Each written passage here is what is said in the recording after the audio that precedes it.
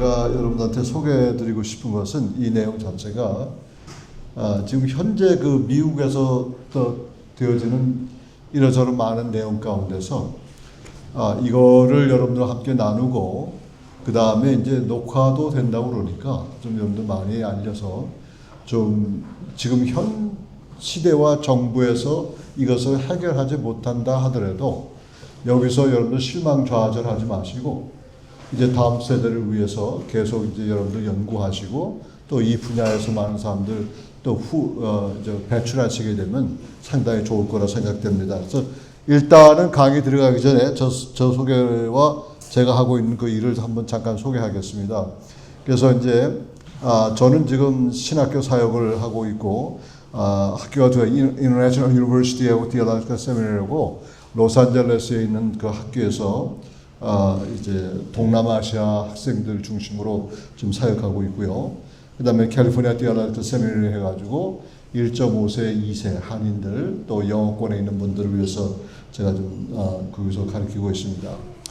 그 다음에 법률과 정치 문화에 대해서 제가 강의를 하고 또 여러 가지 자문도 하고 일을 하고 있습니다만 첫 번째 태평양 법률협회에서 한국부를 담당하고 있는데 이 태평양 법률협회라고 하니까 혹시 이게 뭐 아시아 사람, 한국 사람 뭐 이렇게 생각하는데 이게 아니고 전혀 미국 사람들입니다. 전체가 다. 그다음 미국 사람들이고 좀 후에 설명드리겠지만은 거기에 한국부에 저는 변호인이 아니에요. 법조인도 아닙니다. 그저 이분들하고 지난 한 12년 동안 함께 사역을 하면서 그 옛날 그런 말이 있잖아요.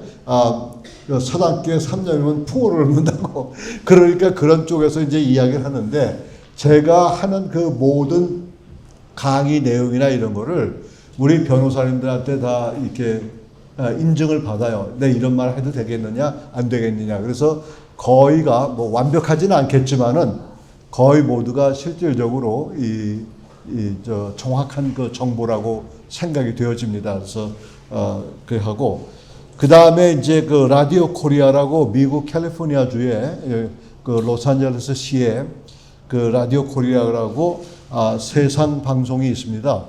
근데 그 방송에서 미국 정치의 현주소, 정치를 바로 알아야 이제 생활을 바로 할 수 있다. 뭐 그런 세 가지고 아나운서 두 분하고 저하고 매주 금요일마다 미국 시간이죠. 이제 그 어떤 이슈에 대해서 계속 논의하고 이제 이야기하고 왔습니다. 그래서 공교롭게 이번 돌아오는 이 한국 시간으로 토요일 날 오전 7시에 제가 출국하기 전에 이제 줌으로 그 한 30분 또 대담을 하게끔 되어 있습니다. 그런데 이번에 그 아동 학대하고 법률에 관한 문제를 또 다루게 돼요. 그래서 이제 그런 얘기하고, 근데 CGM TV라고 아틀란타인데 현대 정치와 기독교인. 근데 이 내용은요, 이 정치적인 내용을 많이 얘기하는 것이 아닙니다. 그 정치의 그 내용을 가지고 우리 믿는 사람들이 어떤 반응을 보여야 되는지, 성경적으로 어떤 반응을 보여야 되는지 그 내용을 가지고 제가 지금 1시간 정도 거기 관계되신 분하고 대화를 통해서 이걸 얘기하고 있습니다. 그래서 우리 많은 분들이 정치 얘기를 상당히 많이 하시는데 좌든 우든 이 평양성이 너무나 많아요. 근데 우리 믿는 사람들은 성경에 기록된 내용에서 성경에 베이스해서 성경에 기초해서 우리가 어떤 식으로 이 세상을 봐야 되는지 부족하지만 그 안목을 소개하는 그런 이야기를 하고 있습니다. 그래서 지금 현재로 태평양 법률협회는 브렛 데커스라는 이 변호사가 시작했는데 이분은요 뭐라고 얘기하냐면 자기는 법정에서 변호하는 것보다 강단에서 말씀 전하는 게 더 좋다고 그러면서 지금 현재로 이 대표께서는 이제 올해가 60세 됐어요. 그런데 엄청나게 아주 중요한 그 간증도 가지고 계시고 하여간 이분의 그 열정 누구도 못 쫓아갑니다. 그래서 이분은 특별히 child abuse case, 그러니까 아동학대의 전문 변호사세요. 미국에서 내노라 하는 분이시고 미국의 CNN, American Life, NBC, Good Morning America 이게 주요한 그 분야에서 완전히 그 디베이터로 나오시는 분이십니다. 그런데 하나도 막히지 않고 성경 없는데도 성경이 줄줄줄 나오는 거예요.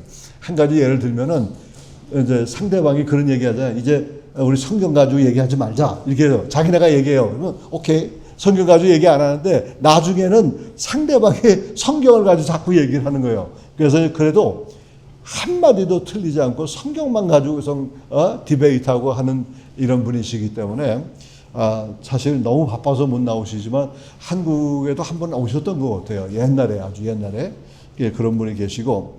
그 다음에 이제 여기에 변호인단이 지금 많은데 맨 처음에 에드윈 밀스라고 저 할아버지 우리 변호사님, 그분이 레이건 대통령 때 법무장관, 연방 법무장관 지내신 분이에요. 근데 지금 90대가 됐는데 아직도 정정하십니다. 아직도 사역하시고 계시고. 그런 분들이 다 계시고. 그 다음에 이제 여기 저 웨슬리 맥클라라고 있습니다. 저기 흑인 분이신데 이분이 소개해서 오래전에 한국에 우리 브래드 다쿠스 박사께서 한번 방문한 적이 있습니다. 근데 이분하고 관계가 어떻게 되는지 몰라도 한국의 목사님들이 그때 모임을 한번 가졌는데 이 모임에 대해서 현실성이 없게끔 한국 목사님들이 이걸 받은 것 같아요. 그때 당시에. 그래서 어쨌든 뭐 그 대강 넘어가고요. 지금 현재로 미국의 50개 주 아니에요? 33개 주에 44개 지역 사무소가 있습니다. 예? 그런데 어떤 사람은 이게 핀포인트를 해놓으니까 그걸 일일이 또 세시는 분이 계세요. 이 세지 마세요. 여기 세지 마시고 이런 정도로 주요 도시에 이렇게 44개 사무실이 있다는 것. 그래서 우리가 어떤 보고가 들어오면은 24시간 안에 변호사든 누구든 간에 그 의뢰인들한테 이야기할 수 있도록 통화를 합니다. 그러니까 최근에 저 아동 학대 문제로 뉴저지에 있는 어떤 학부모가 전화를 저한테 왔어요. 그래서 아동 학대 문제 때문에 전화했더니 그걸 갖다 이제 이분이 이제 대표가 되시니까 브래드 다쿠스 대표께서 제가 전화를 했더니 이분이 5분도 안에서 전화로 그 상대방 우리 한인 그 어머니한테 전화해가지고 상황을 다 듣고 그 자리에서 기도해주고 이 사람이 전화로 기도해주고 우리가 테이크케어 하겠다고 우리가 돌보겠다고 이렇게 했습니다. 근데 그 다음에 내용이 어떻게 전개된지는 제가 잘 모르죠. 그런 식으로 24시간 안에 우리 변호사들이 대응하고 있습니다. 그래서 이제 우리가 얘기하는 건 여기 두 가지인데 태평양 법률협회는 1997년도 소외당하고 믿음 문제로 정부 또는 학교, 직장 또는 기타 공공기관으로부터 불공평하게 차별 대우를 받는 사람을 위해 설립되었다 있습니다. 그리고 특히 PJI는 Pacific Justice Institute라고 하는데 이 PJI는 수많은 목회자와 교회를 도와왔으며 현재 미국 전역에 1000여 명이나 되는 협력 변호사들과 함께 동역을 하고 있습니다. 실제로 우리 멤버 변호사는 44명 정도 되는데 그 외에 협력 변호사님들, 근데 미국이 50개 주기 때문에 어떤 사건이 터지잖아요. 그러면 그 주에서 라이센스를 받은, 면허를 받은 변호사가 거기서 법정에 서게끔 되어 있습니다. 근데 이제 우리가 그런 게 없으니까 우리 PJI 변호사가 없는 그곳에 그 주에는 우리가 그 지역 그 주에 우리하고 생각이 같은 분들을 초대해서 우리가 같이 변호를 하는 겁니다. 근데 이제 점점 이제 태평양 법률협회가 유명해지고 왕성해지니까 이게 실질적으로 우리가 각 주마다 이렇게 사무실을 세워가요. 그러면 이 사무실이 미화 25,000불, 그러니까 예를 들면 1년에 25,000불만 이게 모금이 된다고 그러면은 그 지역 사무소에 그 지역에 어느 도시든 간에 우리 PJI 사무실이 설립이 됩니다. 우리 변호사님들은 많이 기다리고 있어요. 이제 실질적으로 제가 말씀을 좀 나누고 싶은 것은 미국의 아동 보호 시스템이 어떻게 되어 있는가. 근데 제가 많은 질문을 얻어요. 미국에 고아원이 있는가, 고아원 상태가 어떻고 어떻게 되었는가 했는데 사실상 미국은 1970년대 이후 수용시설 중심으로 보육을 전면 폐지했습니다. 그래서 그 미국에는 지금 고아원이 없어요. 고아원이 없어도 전혀 없습니다. 근데 여기에 뭘로 대체했냐면 포스터 홈이라고 위탁 돌봄과 그 시스템을 전환해서 매년 36만서부터 39만 명의 아동이 위탁 돌봄 시스템 속에서 이게 돌아갑니다. 그 조금 더 제가 자세하게 설명을 또 드리도록 하겠습니다. 자, 그렇다고 그러면 포스터 패밀리라는데 위탁 가족이 뭐냐 했을 때에 이제 고아원의 성격하고 이게 다른 게 뭐냐면 고아원은 집단적으로 아이들을 한꺼번에 모아가지고 부모나 이런 사람들이 이제 도와주고 이제 하는데 그 케어하는 것이 어떤 뭐랄까 죄송합니다. 제가 미국을 떠난 지 너무 오래돼가지고 말이 앞뒤가 맞지 않을 때가 있어요. 여러분들 이해하시기 바랍니다. 좀 서툴러요. 그래서 이 함께 모여서 사는데 그게 하다 보니까 가정적인 그런 분위기가 없단 말이에요. 그래서 미국 정부에서 뭐라고 했냐면, 우리 orphanage, 그러니까 고아원을 폐지하는 대신에 위탁 가정들을 신청을 하자는데 상상외로 위탁 가정들이 많이 있습니다. 그래서 두 가지 부류가 있는데 70%부터 80%까지 위탁 가정이나 친인척 위탁 가정. 그러니까 위탁 가정은 전혀 그 아이하고 상관없는 그 가정을 우리가 위탁 가정 해가지고 그 사람들한테 이제 아이를 맡기고, 그 대신에 가장 우선적으로 그러니까 친인척 위탁 가정, 그러니까 이 아이하고 관계 있는 친족의 그런 가정에다 위탁하는 것, 그게 가장 우선순위죠. 근데 그 가정이 없었을 때는 보통 위탁 가정으로 이렇게 통일합니다. 자, 두 번째로는 그룹 홈이고 거주 치료 센터가 있는데, 이거는 아이들이 조금 발달 과정이나 정신적인 뭐 여러 가지 문제가 있었을 때에 특별한 케어가 필요할 때는 집단적으로 소수의 그룹, 예를 들면 6명서부터 10명까지 소수의 그룹을 만들어서 한 하우스에 주택가에 이 모습을 모아가지고 전문인 변호사, 전문인 의사들과 간호사를 대동해가지고 이네들 돌보는 그런 모임이 있습니다. 그 다음에는 전통적인 고아원, 다시 말하지만 과거 한국이나 미국에 존재했던 대규모 고아원은 미국에서 공식적으로 더 이상 존재하지 않는다는 것, 그거를 이제 여러분한테 말씀을 드리고 싶습니다. 자, 그러면 위탁 가정에 유입되는 원인이 뭐냐 했을 때 핵심 팩트는 뭐냐면, 벌써 대중이 아동 학대하면 폭력을 먼저 떠올리지만 실제 가장 압도적인 비율은 방임입니다. 방임.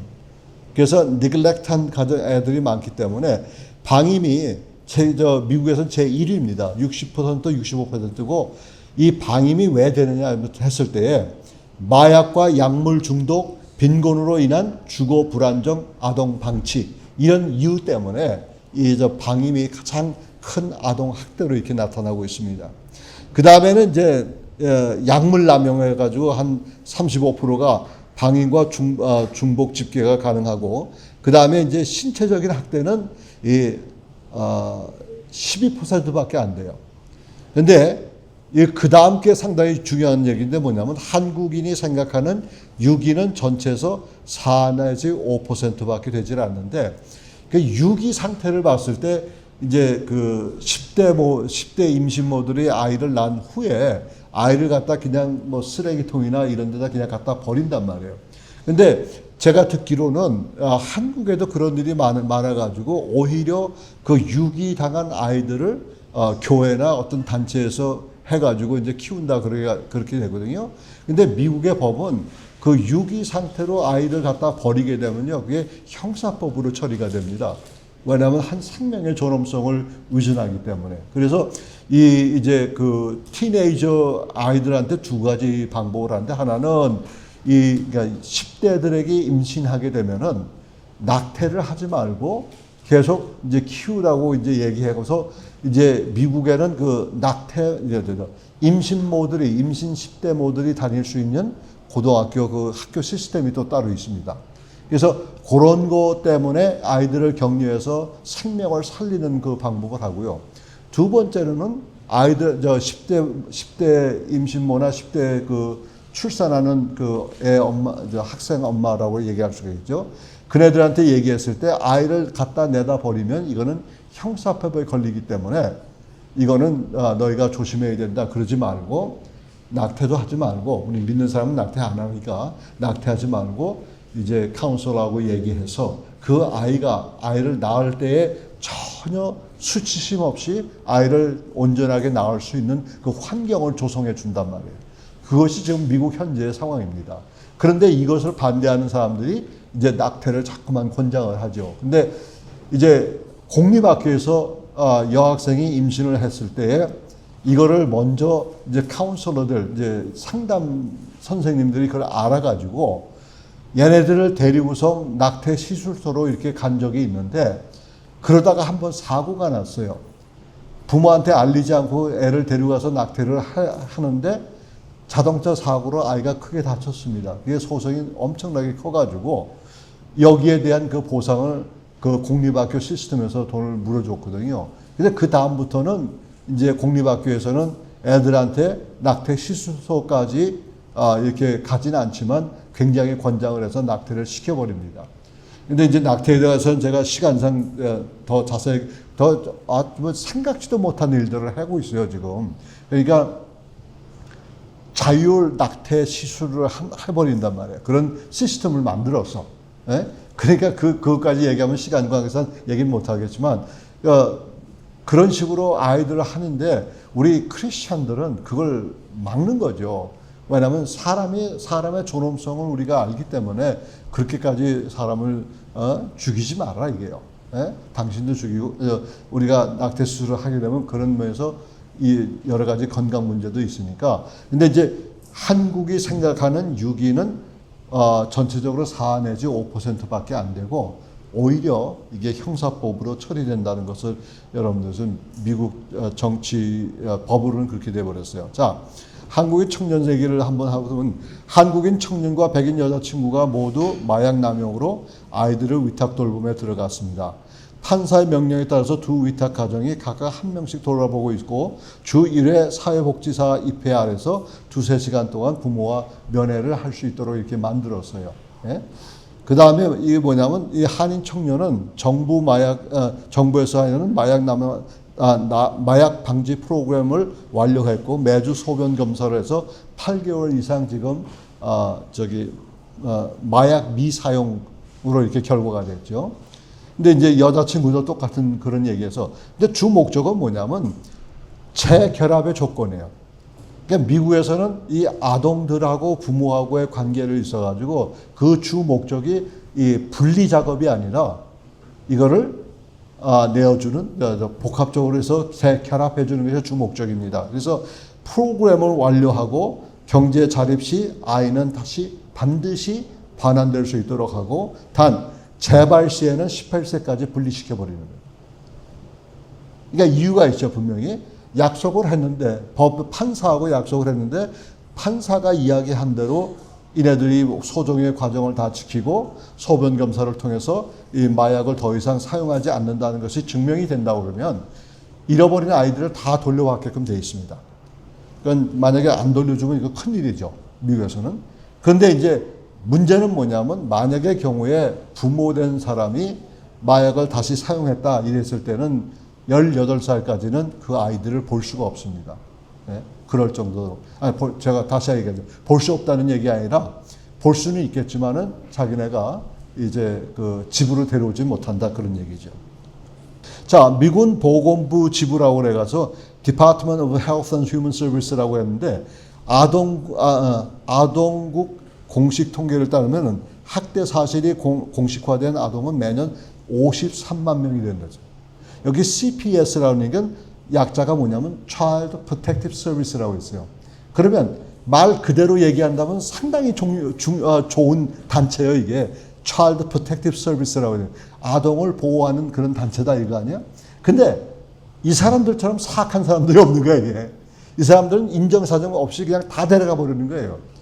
그래서 조금 후에 제가 또 좀 설명을 하겠지만은 CPS가 개입해서 실제 학대 판정하는 사건이 10건 중 7개나 8개는 방임이라는 얘기예요. 이 구타도 아니고 다른 것도 아니고 그 다음에 유기도 아니고 이네들이 가지고 있는 7, 8가지 그 사건은 다 방임 때문에 그렇다는 얘기예요. 그래서 이제 위탁 가정 분리 시 원인이 되는 것은 방임으로 의한 분리가 60부터 65%가 되고 부모가 약물 남용으로 인해서 분리가 약 31%가 되고 신체적인 학대로 인한 분리가 약 13% 정도 된다는 얘기예요. 그래서 CPS가 아이를 부모에게 분리하는 결정적 계기는 때려서보다는 마약이나 방임으로 아이 생존을 돌아보지 않아서 이런 경우에 이게 지배적이라는 얘기입니다. 그러니까 미국에서는 절대적으로 13세 미만의 아동을 학대하거나 65세 이상 노인을 학대하게 되면 정말 큰 중죄가 돼버려요. 네? 그러니까 어떤 때는 미니멈 3년 정도 구금돼야 되고 그 다음에 엄청난 벌금을 물어야 된다는 얘기예요. 그래서 그런 내용을 봤을 때는 실질적으로 뭐 통계는 잘 안 보이지만은 방임이 가장 우선적으로 되어 있습니다. 자, 그렇다면 위탁 가정과 관련된 오해와 사실을 좀 제가 좀 잠깐 설명드리는데 이제 보고는 어떻게 되냐면요. 이 유튜브나 이런 데서 이제 이 보고를 어떻게 하냐면 평균 위탁 가정에서 된 가정은 통계상 그 위탁 아동의 60% 70%가 위탁 기간 중 1, 2회 정도밖에 자리를 옮기지 않는다는 얘기예요. 이게 7번 이상 전학한다 그 얘기는 잘못된 얘기라는 얘기죠. 자, 그렇다고 그러면 사실은 뭐냐? 학대 강도가 높거나 정서적 불안전이 심한 아이들의 경우 7번 이상 전전하는 케이스는 존재하며 PTSD라고 했어요. 여기 보면 Post Traumatic Stress Disorder라고 하는데 애착 장애는 미국 사회에서 심각한 병이다 이렇게 됩니다. 자, 그러면은 이게 어떤 때 이제 위탁 가정이 바뀌냐면요. 그 위탁 가정 안에서의 부모 역할 하시는 분들이 조금 정서적으로 불안하다든가 아니면 아이들한테 피해가 있고 위험성이 있다고 그러면 한두 번 정도는 이렇게 바꿔줍니다.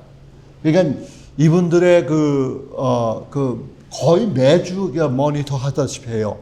그 가정에 대해서. 그러니까 이 가정에서 예를 들면은 무슨 또 다른 학대가 발생할 수 있는 그런 가능성이 있기 때문에. 그래서 이제 위탁 가정에 대해서는 아주 세심하게 보고 있습니다. 자, 문제는 여기서 나오는 거예요. 위탁 가정들의 거의 4분의 1이 동성애자예요. 성소수자입니다. 예. 이 성소수자들한테 이제 맡긴데 이 사람들한테 맡겨지게 되면은 보통 2년, 3년 정도 맡기게 되면 아이들의 사상이 바뀌어버려져요. 그래서 그럼 이제 그거 가지고 이제 어떤 뭐 데이터를 얘기하라 그러면 데이터 같은 거는 이렇게 우리가 얘기할 수 있는 그 내용이 아닌데 대개 입으로 되고 또 변호사님들의 그 사상, 변호사님들의 그 결과를 보게 되면 판결의 내용을 보게 되면 그런 내용이 많습니다. 그래서 그걸 조합해 보면은 10명이면 보통 한 2명, 3명은 이런 동성애자나 성소수자들 가정에 이렇게 투입된다는 얘기예요. 왜 그러냐? 워싱턴 스테이트라고 있죠. 이 미국의 서부 해안에 맨 밑에는 캘리포니아가 있고 그다음에 오레곤이 있고 그다음에 워싱턴 스테이트가 있습니다. 그 워싱턴 스테이트에서 어느 가정이 크리스천 가정이 아이를 이제 포스터 케어를 하려고 신청을 했는데 그 신청이 거부됐어요. 왜 거부됐느냐? 크리스천 가정이기 때문에 거부돼 버렸어요. 그래서 저희 협회에서 그 사건을 맡아가지고 결국은 승소했죠. 승소해가지고 이제 그 가정에게 이것을 받게 됐다는 그런 얘기, 아이들을 돌볼 수 있는 그런 찬스가 있었습니다. 그래서 그런 내용이고. 자, 그러면 인종 계층별 차별에서 시스템의 아킬레스건이라는 얘기인데 이 얘기는 다시 말해서 이제 미국 전체 아동 인구 중에 흑인 아동의 비율이 약 14%, 그다음 위탁 돌봄 시스템에 있는 흑인 아들 비율이 한 22%가 돼요. 그래서 펜실바니아대 도로시 로버츠라는 그 뉴욕 필라델피아 일부의 흑인 아동 50% 이상이 성인이 되기 전에 최소한 한 번은 CPS의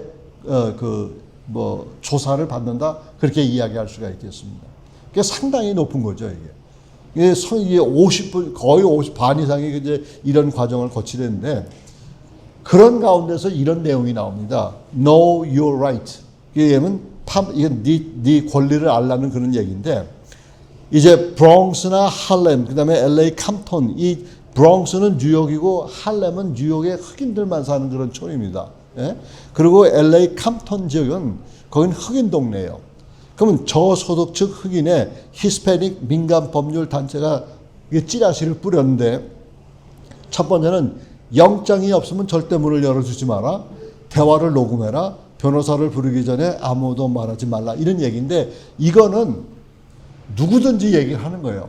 이건 법으로 제정된 게 아니라 미국에서는 개인 사생활 보호법을 유지하기 위해서 이 영장 없이는 절대 문을 열어주지 말라고 그랬는데, 이제 조금 후에 나중에 시간이 되면요, 제가 CPS 요원이 여러분들의 문을 두드리기 전에 준비해야 할 12가지 스텝가 있습니다. 단계가. 그 단계 때가 제가 좀 더 자세히 말씀을 드리지만은, 미국에서는 영장 없이는 여러분들 사람을 들여보낼 필요 권리가 아무것도 없습니다. 근데 우리가 보면은 되게, 요즘은 제가 한국의 사정을 잘 모르겠어요. 근데 이 얘기가 어떻게 되냐면, 만약에 한국 가정에 보면은 지금 현재 LA 가정만 봐도 누가 경찰관이나 보안관이 오잖아요. 그럼 문 두들겨서 네 방에 들어가서 조사할 거 있다 그러면 그냥 문을 열어준단 말이에요. 예? 그러면 이제 문을 열어주는데, 그 얘기는 뭐냐면, 우리가 자라날 때에 그 경찰의 공권력이라든가 이런 게 대해서 상당히 존중했기 때문에 경찰이 와서 그런데, 보안관이 와서 문을 열어달는데 왜 내가 열어주지 않는가? 혹시라도 내가 열어주지 않아가지고 어려움을 당하지 않을까? 이런 잘못된 생각을 하는 거예요. 근데 미국의 사회는 아예 이게 그 생각 속에 다 있습니다. 만약의 경우에 영장이 없으면 그 누구도 그 앞에 그 집을 들어올 수가 없어요. 네? 그렇기 때문에 그 내용을 하는 거고, 실질적으로는 녹음도요, 우리가 상대방에게 허락을 받지 않고 녹음을 해도 됩니다. 그건 이제 예를 들면 경찰관이나 보안관이 들어왔을 때, 왜냐하면 그 사람들이 한 얘기하고 그 실제로 되는 얘기하고는 다르단 말이에요. 그래서 그 CPS 요원들이 들어오길 때 나는 그 무빙 카메라, 요즘은 핸드폰 가지고 그러지만 옛날에는 비디오 테이프하는 조그만 소형 카메라 있잖아요. 그걸 다 돌립니다. 그래서 그분들이 내 방에 들어와서 뭘 하고 뭘 체크하고 이런 거를 다 녹화를 해버려요. 그건 난 합법적으로 되는 것입니다. 그 다음에 이제 변호사 부르기 전에 아무 말도 하지 마라, 이런 얘기인데, 한국은 모르겠어요. 근데 미국에 우리 사는 이민자들 보면요, 쓸데없는 얘기까지 합니다. 에? 우리는 항상 그네들이 물어보는 것만 대답하면 돼요. 그런데 우리 한국 분들은 어디서 많은 실수를 하냐면, 어떤 케이스가 있잖아요. 그러면 그 케이스에 했냐 안 했냐, 그건 예스냐 노냐만 얘기하면 되는데, 내가 왜 예스를 했는지 그 스토리를 쫙 얘기를 해버려요. 예? 사전에. 그러니까 그 얘기해보면 이 사람들이 막 듣는단 말이에요. 들으면서 자기가 노트 해가지고 어떻게 하면은 이 사람을 공격할지, 그 공격할 수 있는 끈아풀이야? 끈아풀은 아니고 그 뭐라고 그래요? 예? 예. 그런 걸 만들어가지고 오히려 공격을 한단 말이에요. 그러니까 이제 저도 항상 얘기할 때, 많은 학생들한테, 학부모들한테 얘기할 때, 그 사람이 CPS 요원이 사회복지사가 물어보는 것만 얘기하라는 거예요.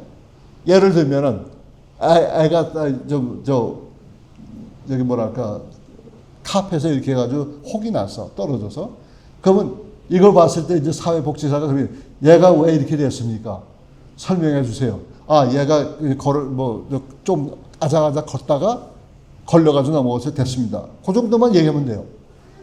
왜 얘가 저기서 이제 얘가 몇 개월이 됐고 어쩌고 저쩌고 하고, 얘가 항상 말을 갖다 안 듣고, 내가 그 템트름이 너무 많아가지고 뭐 이런 소리 할 필요가 없는 거예요. 그게 나중에 그게 공격의 요소가 돼버리는 거예요. 그런데 미국 사람하고 우리 한국 사람하고 다른 게 바로 그런 것 같아요. 불필요한 내용까지 다 줄줄이 설명을 하다 보니까 나한테 이제 불리하게 적용이 되죠. 자, 미국은 철저하게 사법부, 그러니까 여기 보니까 Family Court, Juvenile Court라고 해가지고 주도에 일원화된 시스템 핵심의 원칙은 뭐냐면, 아이를 분리하는 것은 정부 마음대로 할 수 없으며 반드시 판사의 허락을 받아야 된다. 이거예요. 이게 법적으로 아예 세워졌습니다. 50개주가. 자, 그러면 아이가 이제 아동 학대에 대한 것이 보호가 된다고 그러잖아요. 그러면 72시간 내 1차 청문회를 열도록 되어 있습니다. 이건 뭐냐면 여기서 국선 변호사가 선임이 되고 CPS가 왜 이 아이들을 데려간지를 설명해야 될 그 1차적인 청문회가 있게 됩니다. 예? 이렇게 되는데 사실상 이제 한국은 잘 모르겠어요. 근데 미국의 국선 변호사는 좀 실력이 없어요. 실력이 없어가지고 아직 성숙하지 못하고 또 경험도 부족하기 때문에 그 다음에 이제 그 시간이 지나면은 관할권 청문회라는 게 있어요. 이게 뭐냐면 학대 방인 여부에 관한 재판이 진행되는 거예요. 그러면 이 아이를 데려왔는 CPS 요원이 데려왔는데 이것이 방임이냐 아니면 학대냐 뭐냐 그 이유를 따지는 그런 그 청문회가 바로 두 번째 청문회라는 거예요. 세 번째는 이거는 첫 번째 두 번째 상관없이 만약에 CPS나 경찰이 이 아이에게 생명의 위협이 있다고 그러면 모든 절차 무시하고 일단 들어가서 영장 없이 이게 체포할 수가 있게 됩니다. 네. 그건 아마 한국에서도 거의 비슷한 것 같아요. 알기 모르긴 몰라도. 자, 그 다음에 가족의 재결합 계획입니다. 6개월이나 12개월 과제를 완료했을 때에 이 아이는 방한하도록 되어 있습니다. 분명히. 왜냐하면 사실상 미국에서는 제 아무리 흉악한 범죄라도 자신의 권리를 주장하며 마지막 변론을 할 수 있도록 하고 한국처럼 판결도 없는데 부모를 범죄자 취급하며 항변 기회를 주지 않는 것은 미국 헌법상 불가능하다. 제가 그러면 어떻게 아느냐? 한국 법을 잘 아느냐? No. 한국 법을 아는 게 아니라 여기 한국에 계신 분들이 저한테 문의를 자주 오시는 거예요. 그래서 오셔가지고 그걸 설명을 했는데 얘기를 들어보니까 이제 결론을 내는 건 그렇게밖에 결론을 낼 수가 없어요. 근데 아무리 흉악한 범죄자라도 판사는 맨 나중에 그 죄인에게 너 할 말 있냐 해서 할 말을 할 수 있는 기회를 준단 말이에요. 그러면 아동학대도 똑같은 얘기예요. 그러면 그때 부모가 그러니까 한 가지 제가 잊어먹고 말씀 안 드린 건 뭐냐면 일단 CPS에 보고가 되고 아동학대에 대해서 보고가 된다고 그러면 부모의 증언은 아무런 효력이 없습니다. 부모가 무슨 말을 해도 법에서는 그걸 받아들이질 않아요. 네? 그런데 이제 마지막에 판결할 때에 유죄, 무죄 이걸 판결할 때에 이제 판사는 항상 부모에게 말할 그 찬스를 주게 됩니다. 네? 그때에 내가 준비했다가 이제 영어가 부족해도 상관없어요. 여러분들 적어가지고 내가 낭독하든 누구를 시켜서 낭독하든 상관이 없어요. 변호사 사용해도 좋죠. 그렇지만 변호사가 할 수 있는 게 상당히 이렇게 한계가 있다는 얘기입니다. 그 상황 속에서는.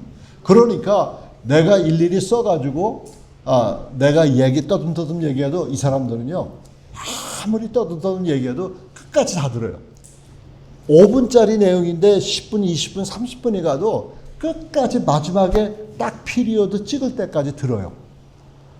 그러니까 미국 사람의 그 어떤 그 자체가 상당히 이게 합리적이라고 얘기할 수가 있겠죠. 자, 그렇게 하다 보니까 그때 당시에 그 내용을 보고서 판사가 그러면 부모를 훈련시켜서 아이들을 이렇게 집안으로 보내는 것이 합당하다라면은 그때 그렇게 판단을 내리면은 CPS가 타치를 못 합니다. 네. 자, 그러면 이제 PJR 활동과 대형 배상의 판례를 잠깐 보게 되면은 우리 PJR는 Pacific Justice Institute는 국가 권력이 가정의 종교 자유, 부모 권리, 생명의 존엄성을 침해할 때에 무료로 변호하는 보수 종교적 가치 기반의 공익 법률 단체입니다. 여기에 어마어마한 그 일들이 있고 지금 현재로 240개 소송이 미국 전역에 지금 진행 중에 있어요. 그리고 매년 그 10월 말에 남가주라고 그러죠. 사든 캘리포니아에 모여서 보통 1000명에서 1200명의 전국에서 몰려들어가지고 이제 후원 단체. 저희는 무상으로 모든 비용을 변호인 법정 비용을 다 무상으로 다 해드립니다. 근데 그 대신에 우리 후원자들이 어마어마하게 많아요.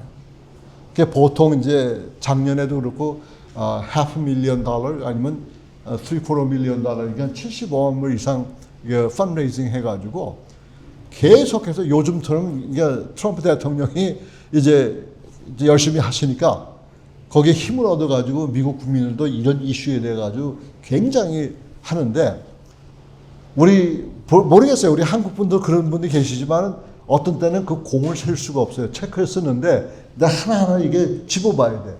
이게 어마어마한 돈을 도네이션을 하고 그런 일들이 많이 벌어지고 있습니다. 자, 그러면은 요거는 제가 간단하게 설명을 할게요. 라파얀 뉴에스 대 뉴욕시인데 CPS 직원이 악의적으로 조사를 조작하거나 영장 없이 아이를 분리한 경우 부모가 섹션 1983 민사상 권리 침해 소송으로 수백만 달러 배상금을 받아내는 판결이 매년 나오고 있다는 거예요. 이거와 비슷한 거죠. 자, 데아빌라하고 LA 카운티에서 있었던 것은 사회복지사가 부모의 항변과 증거를 묵살하고 보고서를 허위로 작성해서 아이들을 강제 분리시킨 것이 들통나서 카운티 정부가 수십억에 수백대의 배상을 하라는 판결이 잇따르고 있습니다. 그러니까 어떻게 보면은 미국에서의 그 법이 합법적이라고 얘기할 수가 있는 거죠. 전혀 정치적인 그 분위기가 없다는 얘기를 여러분들한테 말씀을 드리고 있어요. 뭐 이런 얘기 똑같은 얘기지만 어쨌든 한 가지 한인 가정에 있는 이제 지금은 그렇지 않아요. 근데 우리 한국 아이들이 몽골 반점이 있잖아요. 그죠? 그 몽골 반점을 보고서 맨 처음에 뭣도 모르니까 의사나 간호사들이 이걸 학대한 거로 이렇게 취급했는데 나중에 그건 해결이 됐어요. 해결이 돼가지고 그건 무난히 끝났는데 어쨌든 그런 내용. 자, PJI가 한인 가정을 도운 사례가 있습니다. 요거 사례를 좀 몇 가지만 말씀드리고 잠깐 쉬도록 하죠. 예. 플러턴이라는 시의 젊은 부부가 있었는데 엄마가 생후 한 5개월인가 6개월 정도 된 아이를 목욕을 시키려고 이제 그 욕조에 물을 틀어간 사이에 아이를 갖다가 침대에 가장 중앙하고 그 간역하고 그 사이다 놓은 거예요. 아이를. 그러고서 욕조에 가서 물을 틀어놨는데 이 아이가 그때 처음으로 뒤집은 거야. 처음으로 뒤집었는데 한 번 뒤집은 게 아니라 두 번 뒤집었어. 그러니까 두 번 뒤집어가지고 침대에서 떨어졌는데 아이가 자지러지게 울잖아요. 그래서 이렇게 보니까 그날은 아무것도 없어서 그냥 얼려가지고 있었는데 그 다음날 보니까 골프공 반 사이즈만한 혹이 여기 있는 거예요. 근데 이 사람들이 지혜가 없어가지고 당장 응급실로 아이를 데려간 거예요. 응급실에 아이를 데려가니까 응급실에 있는 의사들이나 간호사들은요, 거의가 가정이 없어요. 아직 미혼 상태이기 때문에 가정에 대한 개념이 없는 친구들이 많아. 그러니까 완전히 거기다 아동 학대로 갖다가 보고해버린 거라고. 근데 이제 결국은 이 사회복지사가 와서 그 다큐멘테이션을 쭉 하는 가운데 슈퍼바이저가 그걸 참작해가지고 그거는 이거는 그렇게 아동 학대로 취급을 하지 않았어요. 그래서 잘 풀린 그런 케이스가 있었습니다. 근데 그럴 때는 항상 우리는 아이를 주치의에다 먼저 보이는 거예요. 그러면 주치의한테 가서 찾아가잖아요. 그러면 주치의가 보고서 혹이 났어? 그러면 아이인데 주치의가 설명을 할 거 아니에요. 이제 부모가 주치의한테 왜 아이가 이렇게 혹이 나는지 설명을 할 거 아니에요. 그러면 주치의가 보고서 그 다음에 이제 심각하면 병원에 옮기면은 이게 의사를 통해서 병원으로 옮겨졌기 때문에 아무런 문제가 없습니다. 네? 그죠? 의사는 전문인이기 때문에. 그래서 저는 이제 그 미국에서 있으면서 제발 아이들을 정기적으로 의사들한테 보이고 계속해서 그 레코드를 계속 킵하라고 그렇게 얘기를 하고 있습니다.